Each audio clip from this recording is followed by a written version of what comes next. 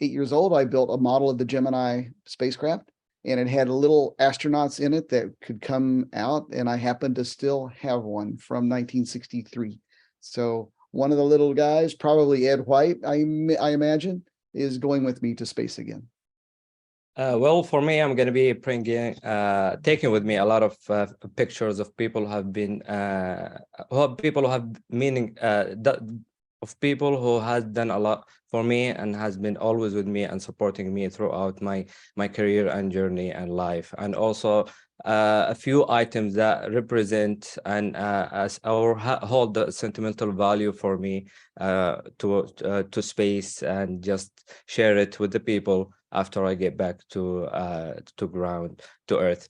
And also for Ryan and I, we're gonna be taking with us Saudi coffee and dates to share with the with the astronauts on board the ISS.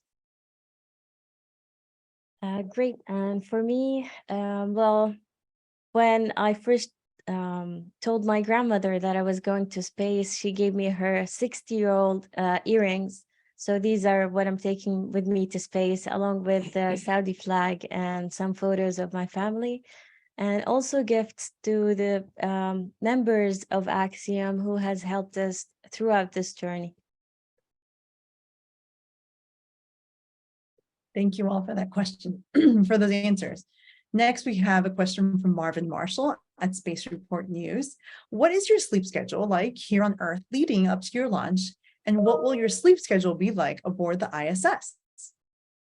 Actually, our sleep schedule so far has been pretty close to normal. Our launch time is 5:30 in the afternoon, 5:37, I believe. I don't remember the seconds, but we'll know on Sunday. But anyway, we are going to shift a little bit later, so we're going to get up a little bit later on some of the days as we lead up to the mission. However, we don't want to shift too much, because on orbit we'll be on GMT time and wake up will be at 0600 GMT time. So that'll be backwards the other way. So we've got some time available when we're in free flight on the Dragon that we'll be trying to get a little sleep. I imagine we'll be just a tiny bit excited, but we'll be trying to get some sleep then too.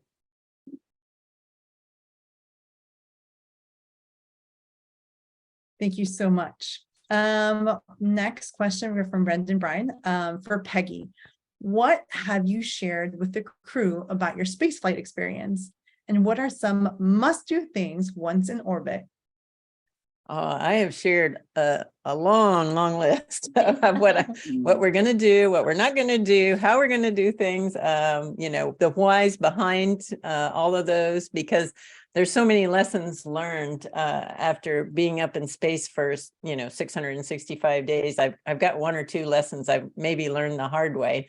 And I'm trying to save them some time, because our mission is relatively short. So we want to make sure we get the most out of every one of those days. Great. And I know that I'm excited that, Peggy, you'll be going up to space and you'll be expanding on your time as the American with the most time in space. So I'm sure you have lots of great stories to share to this crew. Next question comes from Sophie Sanchez for Cosmic Chicago. This question's for John. John, how has your experience in motorsports, working with team while you operate a vehicle, contributed to your experience training to travel to space?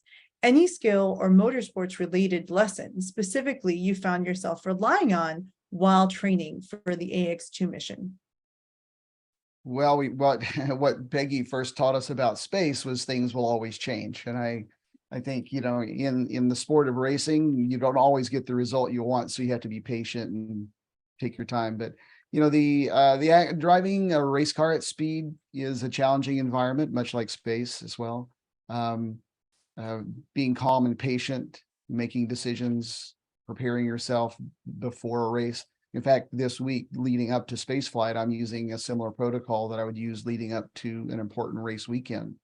You build energy, prioritize sleep, the things that get you into a performance mindset. So the same, sports of any sort, it's a performance goal, and a successful mission for us going to space is a performance goal as well. So all of our training is with us. All of our preparation now is to prepare us in many ways to use that training the best way. Thank you. Next question is for Sarwat Nasir from the National. For Ali Alkarni and Rayana Bernawi, what do you think about 3 Arabs being on the space station together at the same time, seeing as you'll be joining UAE's Sultan Al Nayadi, and what kind of message do you think this will send across the Arab world? I think it is a great opportunity that the 3 of us going to be aboard the International Space Station, and that will hold a big message that we're going to be sending out to inspire people. And that means for us as the Arab world, we are holding hands, we are working together for the betterment of humanity, and just try to innovate and excel in innovation and make sure we send the right message and people are excited and inspired about our mission. Yes, true. Well, maybe to add on that, it will be very interesting for us to be together, working together on board the station, which will show the national collaboration and the unity that space has. And this actually creates that culture of international presence in the International Space Station. It is really is a great time and highlighting the expansion of space, and Axiom Space it did enable that flight with UAE. So we're really excited about the role Axiom Space has done to expand the opportunities for more nations to be international space explorers. Next question comes from Irene Klotz. Irene's question is for Peggy. As someone who has been in the ISS since the beginning, what do you think has been the most challenging part of maintaining the program, and what do you hope will be its most meaningful legacy? Well, the meaningful legacy part's pretty straightforward. The international cooperation is going to be the legacy of the ISS. And I'm very proud to have been a part of all of that. I think some of the most challenging parts of the ISS actually were probably in the early stages as we were building piece parts in all different countries and combining them in space for the first time in some cases, most cases, and actually having this engineering marvel work was pretty amazing to me. And but there were challenges at times. You know, the comm systems were a little glitchy at first, and you get warning messages on one end of the station and not on the other and things. But, you know, all of that got worked out over the years. And, you know, but all along the way, all the folks in all the countries on the ground have worked together to make everything as seamless as possible for the crew on board, which is why I think, you know, the legacy is that international cooperation, because we have this very much integrated space culture when we're up there, because we're supported from people all over the world. Wonderful. Next question, Manuel Manzanati from Exploración Espacial. This is for Brianna, but for all. I can imagine the expectation in Saudi Arabia to have 2 astronauts in orbit at the same time. Could you please provide specific activities that you'll be doing with students in Saudi Arabia? Will you be doing specific experiments? Well, on that topic, we are actually conducting at least 20 experiments, 14 of which are led by Saudi scientists. And at the same time, these experiments range from human physiology, technology, cell biology, and most importantly, as you said, is the outreach. So one of the goals for this mission, at least for me and Ali and John and Peggy, is to do these outreach events for the kids and try to elaborate on the fact that we are here as STEM educators. So for the kids to be attached to math and science and technology, to know that they can do more and they can trust themselves, is actually one of the goals of this mission. I think all enjoy that part of the mission when we are interacting with them and playing with moves and talking to speeds. So these are one of the goals of this mission. Maybe you should tell them about the experiments you're going to do with the students directly. All right. So specifically, we're gonna be doing 3 education and awareness experiments with the kids, and it's gonna be a live event, which is gonna be amazing for them because it's gonna be a huge opportunity to compare the results that they had in the ground with the one we are going to have aboard the ISS. So we're gonna be doing as simple as a space kite and see the difference or the effect of microgravity on the aerodynamics of the space kite in space, and they could compare the results with the one they have on Earth. And also, we're gonna be doing transfer experiment as well in the same goals, and just the idea of attracting talents and increase their interest in the STEM fields. Wonderful. This question is from Gina Tregold. Peggy, how has previous experiences streamlined training for the AX-2 mission? Actually, that's a great question because we did have to change a lot of the training. We learned some lessons from AX-1, but also, recognizing that we need to go back to more of a short duration training style, more like we trained for on shuttle flights back in the day. And so I've tried to optimize our training flow to be much more short duration focused, focusing on the areas that we need the most experience with, because as a long duration flyer, you're trained for everything that might happen, but you're not really maybe trained up to the same level that we are trying to be trained up to for each individual thing we know is going to happen in a short duration flight. So we've changed that focus of the training, which is, I think, really made this crew so much more ready this time around. And I'm sure we'll continue to change our training programs as we learn more and figure out how to optimize that. Axiom Space, has this Axiom 2 mission is just a precursor for where we're headed to. We want to be able to have a commercial space station. We plan to have the first module up in late 2025, and that will expand our capability to do commercial space and to have more and more people available, have more and more different science and payloads coming from all over the world. And so we are using these missions to learn how to optimize for that future mission in space. Thank you, Peggy. This next question is for John. John, this is from Richard Trudeau. It says, you were involved as backup for AX-1 and now are finally headed up. As the lone private individual on this flight, can you speak to what the interest might be from your peers to venture into space? What's holding them back? And was there anything you were nervous about before making this commitment? John? Well, I'll answer those in reverse order. I had, zero nervousness about joining this mission. The moment that actually my wife spotted it first in a news feed 3 years ago, and I could not get a hold of Axiom fast enough, in large part because, I've always held an interest in space. So I actually volunteered as backup, to serve, to support the mission because I believe in the overall role of Axiom developing a platform to help develop commercial and private interests further. So the training flow in the beginning gave me a good opportunity to experience how NASA trains and educates and what they require of astronauts in space. I wanted to observe that personally. And it gave me an opportunity to advance my training as I prepared for a prime position here now on AX-2. So as to what's holding others back, I really can't speak to that, but I certainly hope that what I'm trying to do here will demonstrate the value of a private position in a space flight through all the things that we're doing that can show and encourage others to do that. I think a good example is your development of a curriculum post-flight for educators. That's right. I have 2 large platforms that I'm launching here or taking with me as objectives. One is I'm filming a lot of aspects of what goes on the station, how we conduct experiments, how you live in space.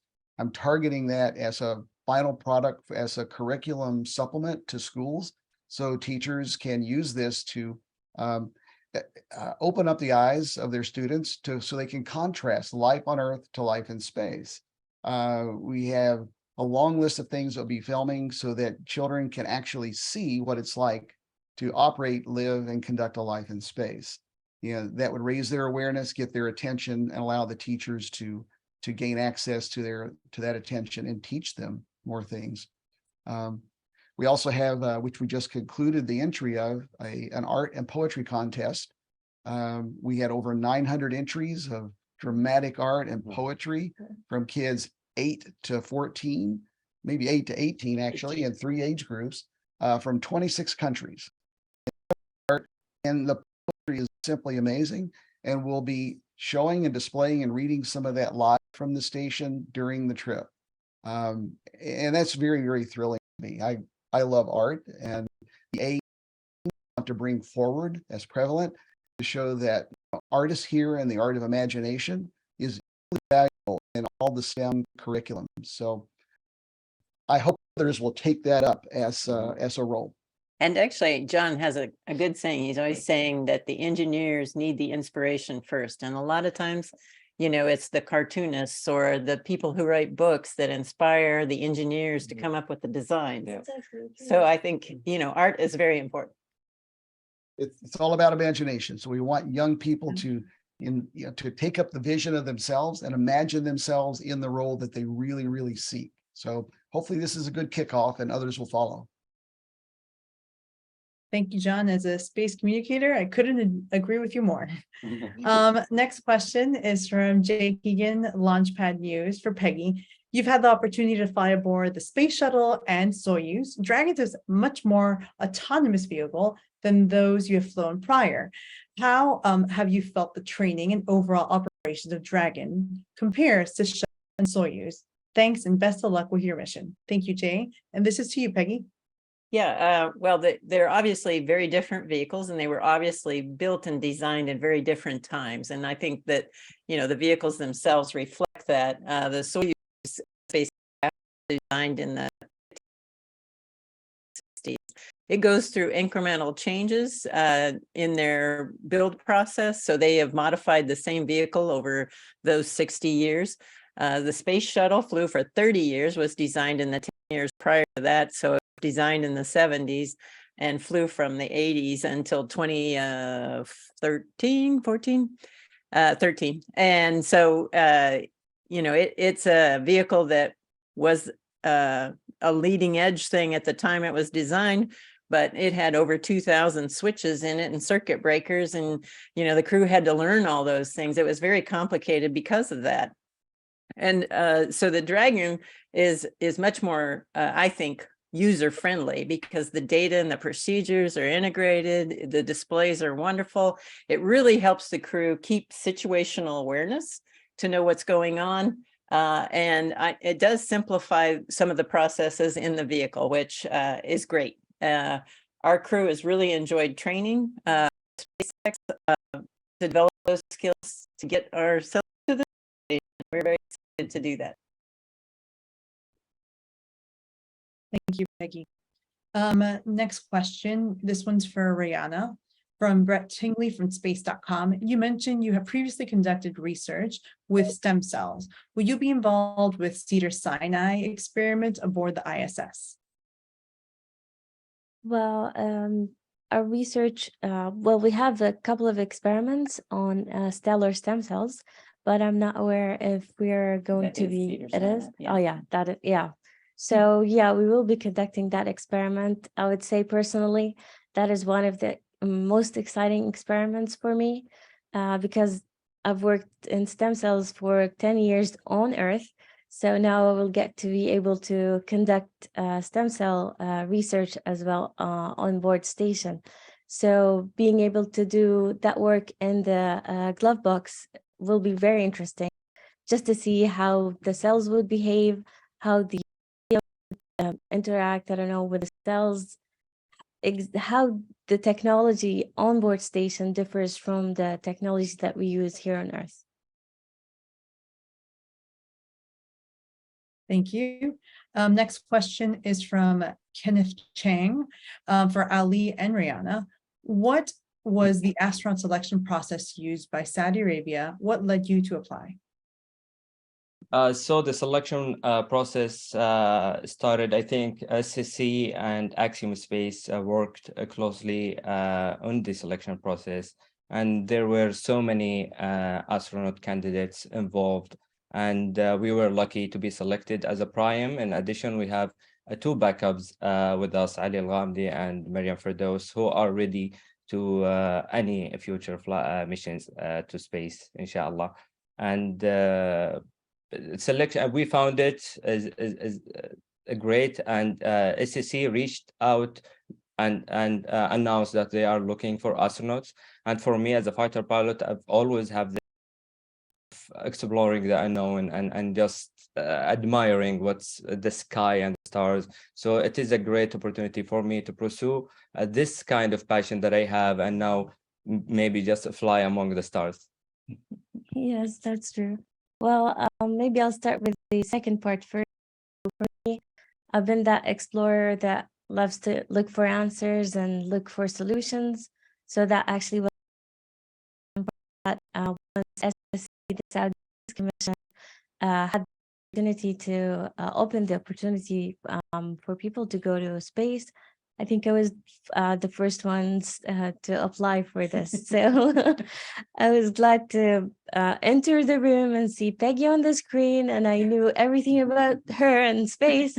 And I really enjoyed the interview. And here we are representing the Saudi Space Commission, led by our commander, Peggy Whitson. Thank you to all. Next question is from Andrea from the Houston Chronicle. This question's for Peggy Whitson.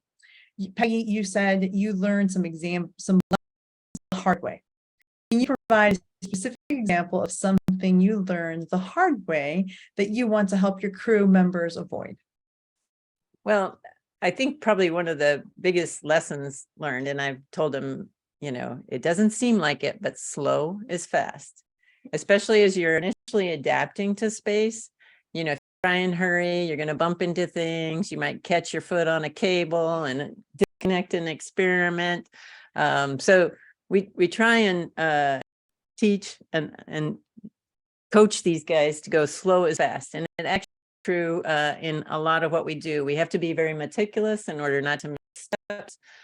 I teach them about how to use all the tools that we have to optimize their success. It's, but it's, basically using every little aspect of all the data that we get, because we have to integrate things from a stowage node and from an operations node and an execute node, and then the actual procedure. And so trying to integrate all that is a little bit complex at first. And so I've been helping them with kind of the lessons I learned and kind of my approach for how I go about doing business in order to stay ahead of what we call the red line that is always, it keeps moving. We can't stop time. So we want to try and stay ahead, or at least keep up with the red line. Thank you, Peggy. Next question, Marvin Marshall. Follow-up for questions for all four astronauts. When was the first time each of you looked up at the stars and dedicated yourself to achieving the goal of going to space to advance life here on Earth? We'll start with John. I'm going to start with John. I happen to know precisely when that was. I was 8 years old, and the space race had just begun in earnest, and that was the biggest thing in the news. And it was so easy for 8-year-olds, or anyone actually, to fall in love with space. We formed a young astronauts club in the small town of Middlesboro, Kentucky, where I grew up. And that was our weekend fun, pretending to train as Gemini pilots. So, and it never left me. So here I am. For me, in rural Iowa, looking up at the stars and being able to see the Milky Way. I've always loved, the idea of space and, what's out there.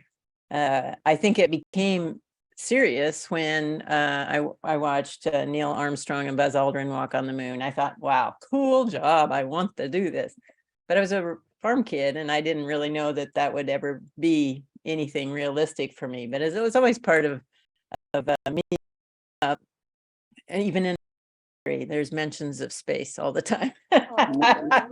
So, but when I graduated school, that was the year that the NASA selected the first female astronauts. And so that's when it went from being a dream into a goal. And so I set my mind to it and ended up eventually making it. It was a long time.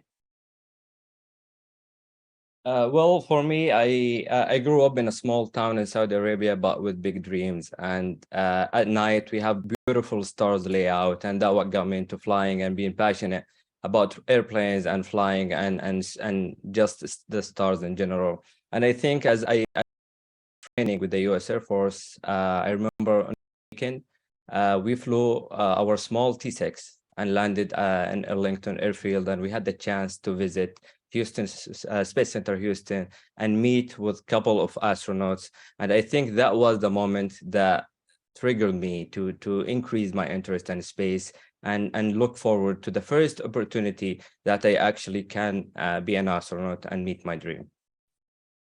For me, I'd say space has developed as a passion. I had the chance to go with the crew on an expeditionary trip. And I remember one night we were supposed to wake up a little bit early to watch the ISS fly over. To me, that was the moment that made me realize why I'm here and why I am representing those dreams.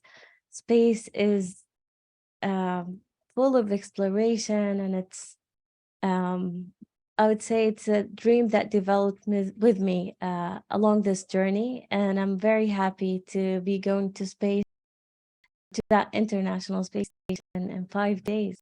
You can imagine. Yeah. Wonderful. Thank you so much. Next question comes from Lenka White from Sputnik. Please, I would like to ask the crew about their international training and international experiences, how their different cultural backgrounds can benefit each other at the ISS, and are they planning to greet the astronauts from the Russian part of the ISS? Thank you very much. Well, absolutely. We're planning to enjoy the entire crew while we're there. I think that's the amazing part about the International Space Station is once you're there, you're a team of one, and us integrating in for a shorter duration mission, but it's one of our main objectives is to integrate well with the crew that's on board, and that includes the Russian cosmonauts. I haven't met any of these Russian cosmonauts personally, except briefly. We had dinner with Andrei before the flight, and his crew, Steve and Woody. And so we had the opportunity to meet with them in advance. So we're looking forward to meeting the other cosmonauts. We've looked at their pictures and studied them, and we recognize that they ended up being, they weren't supposed to be there because, they were supposed to come home in February. So we're looking forward to meeting them for the first time when we arrive on Space Station. Wonderful. Eduardo Giamarino from Space Voyaging. My question's for Peggy. You've already flown on Space Shuttle and Soyuz. How has it been back in training in a new spacecraft, especially one like SpaceX Crew Dragon? Is there something specific in that you found really interesting or different? And what about the spacesuit? So obviously the training is pretty different. There's a lot of the stuff is the same, but the specifics about what I enjoyed the most on SpaceX Dragon is the integration of the procedures and the data together. That it makes it so much easier for the operator to keep track of things and monitor what's happening and the relevant data for any instance, whether it's nominal or off nominal.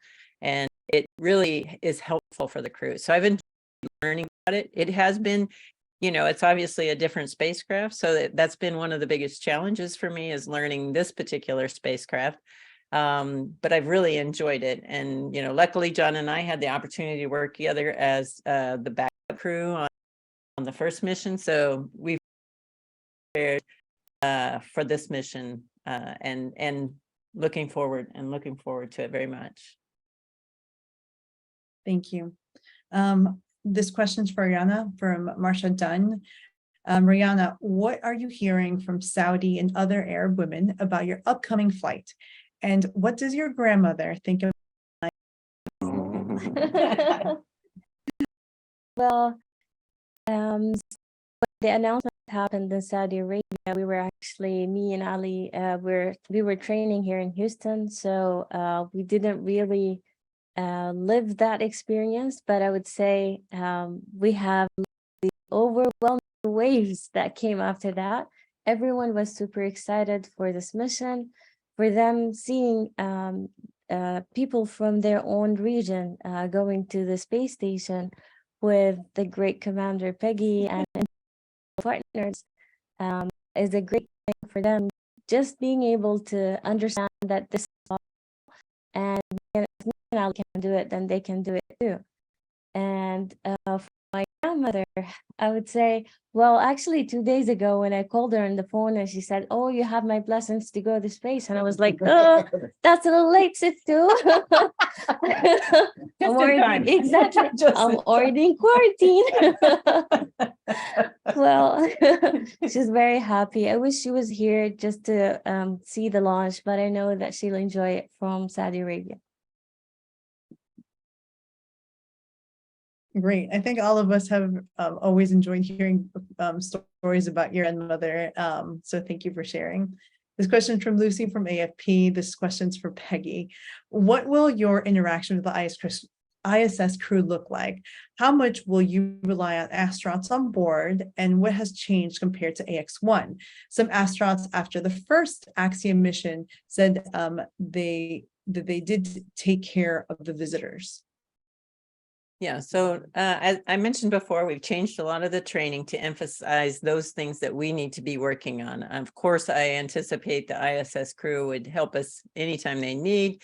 My time is actually a lot less constrained than Mike LA's time was on the first mission. So I'll be available to help the crew members a lot more as they need assistance, which will primarily just be the first day or two, because once they get their space legs under them, I know these guys are going to be extremely competent, and I'm really looking forward to watching them perform.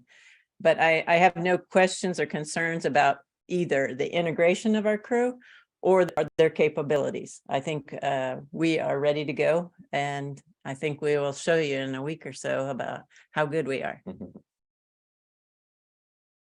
Great. This question is for all 4 crew members. Is there any specific experiments or outreach event you're looking forward to the most? And if so, why? And this is from the Launchpad. So for me, my one of the favorite ones for me is something new. It's looking at the microscopic assembly of these materials into fibers and matrices. And I think that is, that technology, that self-assembly and how it works in space may be something that can be applied in future commercial aspects aboard the space station, or hopefully Axiom space station in the future. So I'm really looking forward to the development of those aspects of the mission. Another experiment that I'm also working on, you started me on experiments, so here we go, is cancer in low Earth orbit. We are looking at how cancer cells are forming and working in space, and this is going to help the scientists learn even more about how that development occurs, because in zero gravity, they form more like they do in your body. And so it's a really good model for them to use. And so I'm excited about the results for the investigators. Awesome. Well, we have lots of great things that we're doing out there. And if we try to talk about all of them, we'd be here all day. But, in no particular order, I'm in one with MIT, which is it's a skin suit, which is a part compression, and I guess it's a counter gravity and it's intended to help adapt physiology or blunt the effects of the gravity physiology for short and long travelers. The success of this future flights, help quick turn astronauts, commercial astronauts going to space in a short period of time, arrive on station, be more effective faster, and on return have less effects of gravity. The results of that could be profound for the future of spaceflight. Well, for me, training to do experiment and research in space has been a new set of skill I've added to my tool box. As a fighter pilot, usually we're not exposed to that world, but I've enjoyed every single part of it. I've learned a lot, and I'm really excited to do all the experiment on board the International Space Station. And one of the experiments that I'm really looking forward, which is cloud seeding. It's going to be happening for the first time in board the International Space Station, and the results of these experiments may impact how we could increase the efficiency of artificial rain and cloud seeding. Because as you know, Saudi Arabia is and with this results from the experiment could help us develop the technology that could help us fight the certification. I would say for me, every experiment that involves the glove box just makes me feel like home. So in particular, I'm very excited for the RNA response experiment where we're culturing immune cells for the first time in history as well on board the International Space Station. And we're going to subject those cells to different treatments at different times. Interestingly, this experiment has been developed in Saudi Arabia by a Saudi scientist back home, Dr. Abu Khabar. So we're very excited to take that experiment with us from Earth all the way to space. And maybe just interacting with the kids is like the goal of this too for me, being able to see their faces when they see astronauts from their own region for the first time is very thrilling. I know they'll be looking forward to see John's flips and moves. but I'm gonna practice first to see if I can make it. Okay, thank you for the question. Thank you. Fantastic. We have a question from Will Robinson Smith. It is, what advice, and this question is for Peggy Whitson, what advice did Michael L.A., our commander for the AX-1 mission, Michael Alegria, impart as a fellow former astronaut, as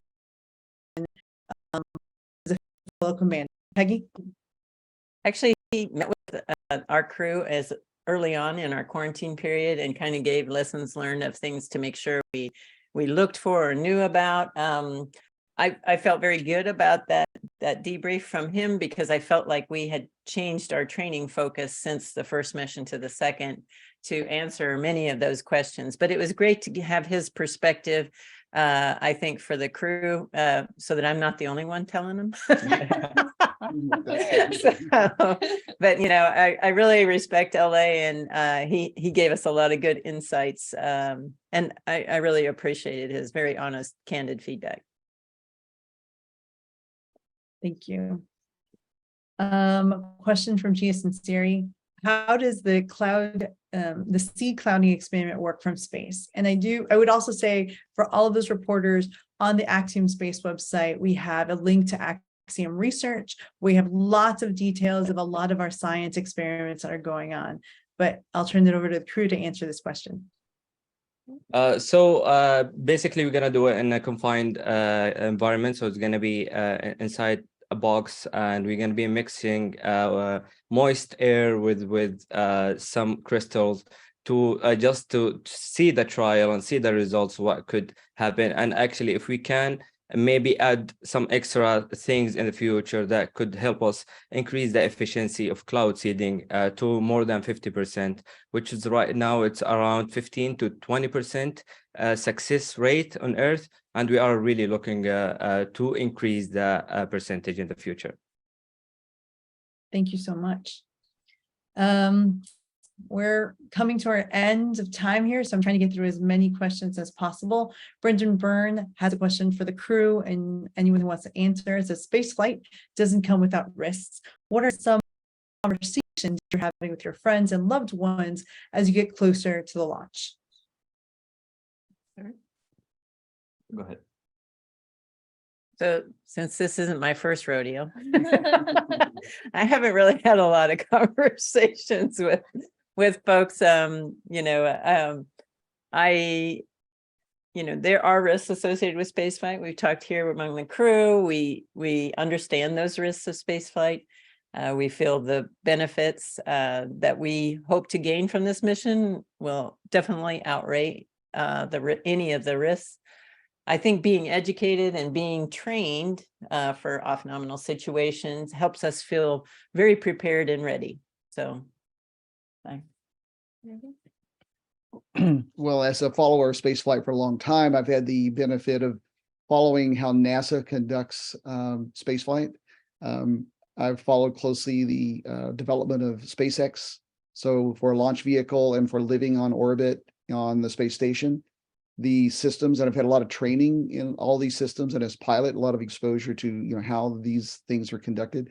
So I have a lot of confidence in all the engineering that's taken place over the past 60 years with NASA and partners, and also how SpaceX has come along to provide a magnificent launch vehicle. So there are always risks, but as Peggy said, we're taking those on for the benefit of the future of spaceflight and humanity, and in support of future spaceflight missions like these. So engineering is solid, we're confident, and we're trained to execute our mission.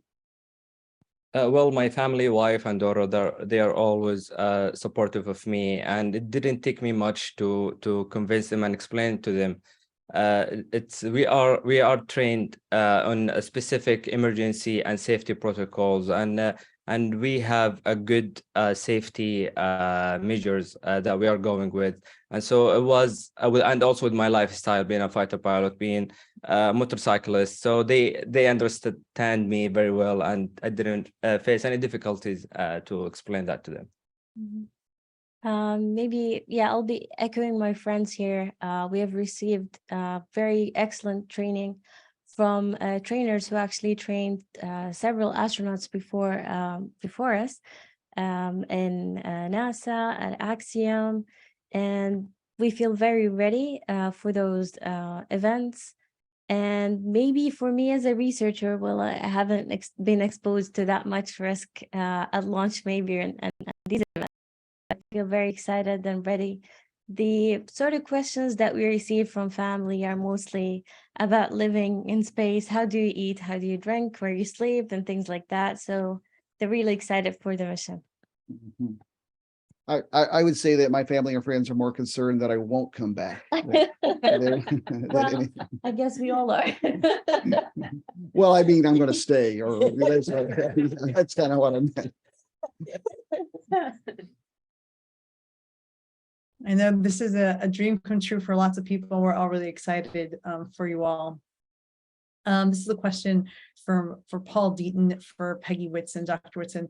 You've spoken on standing on the shoulder of giants. Which of these giants are foremost in your heart and mind as you prepare for another space flight? Oh, the list is so long.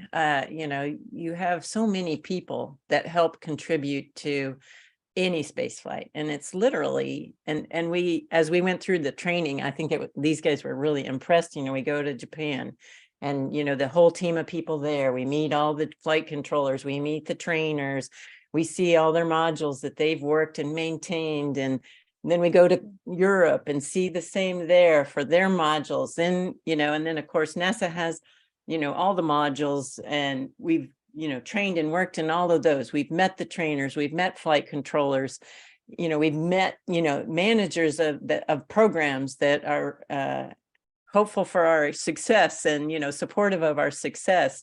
And then of course we have the whole Axiom team that is, supporting us, on a daily basis, getting us ready and prepared and making sure we have all the necessary training materials we need. And so that we're set to go for this mission. And so it literally is thousands and thousands of people, and they're all over the world. So I can't tell you one set of shoulders I'm on. Very wonderful. I'm going to try to squeeze in two questions quickly for Rihanna. This question's from Fafia Hamza. What was the most exciting experience and most challenging one that you went through for your training for this mission? Well, I'd say I'll start with the challenging one. During our nose experiment, so when we went on our expeditionary and leadership program, the first thing we did was carrying that 45-pound backpack, and it was super heavy that I thought that I'm not gonna make it ever in this program. But then here we are, representing dreams and hopes. I would say the most meaningful moment for me was when one day I was asked to introduce myself and introduce and speak about the aims of our mission, but at NASA. At that moment, that room was filled with brains and astronauts and previous astronauts and current astronauts. It was a room filled with legacy. Just if them giving me this opportunity to speak about this experience is, well, I'm trying to get, yeah. It has been an amazing journey so far, and I think it will grow to be bigger. I'm very happy and honored to be here representing those dreams and being the first Saudi women astronaut representing the region. It's a great pleasure and honor that I'm very happy to carry. Thank you. Thank you. And trying to squeeze in one last question for the crew. We're in a new, and this is Jake Keegan, we're in a new era of space exploration. What would you say to the next generation of scientists and explorers looking to get involved in the space industry? As an inspirational message, I would say you need to always work beyond what you think you're capable of. If you only do what you think you can do, or that you're sure you can do, you will never find out what you're actually truly capable of. So much more than you might dream. My dad has this message has always been telling me as I face any difficulties and ask him for advice. He said, "He who fears climbing mountains will live forever among pits." So just keep going, find your mountain, keep climbing, because the view from the top is going to be amazing, and it's going to be worth it. Well, you know, space is back in a big way, and it's expanding faster than ever. And there's so many opportunities. And I truly believe that at a young age, every child has a voice within them that tells them what they would like to pursue. And I believe that whatever that is, it will have a home in space or in the development of space access. And you don't have to aspire to just be an astronaut. You can be any of the many thousands of roles that are required to help us develop our way of going to space. So listen to that little voice and just punch out there and do it. I'd like to answer by saying that His Royal Highness Prince Mohammed bin Salman always said that this country is for dreamers. Well, I believe that the whole region is for dreamers. Dream big and follow your dreams. If we can do it, then you can do it too. And just be the best version of yourself, study hard, and pursue your dreams. Thank you to all the AX2 crew, and thank you for all for joining us. That concluded our AX2 press conference. This mission is scheduled to launch on Sunday, May 21st, 5:37 p.m. Eastern Time from the Kennedy Kennedy Space Center. I know there'll be lots of visitors joining us and watching this both at home and at the launch site. So we're very excited. I hope today you got an opportunity to see just how incredible this crew is and how much our team is really excited to send these incredible humans to space. Our next opportunity for the media will be the pre-launch press conference on Saturday, May 20th at 6. More information is available at Axiom Space with a full media opportunities. Until then, we will see you on launch day or before, but then our biggest thing is just to say, go AX2. Thanks, everybody. Have a great day. Thank you, guys. Thank you.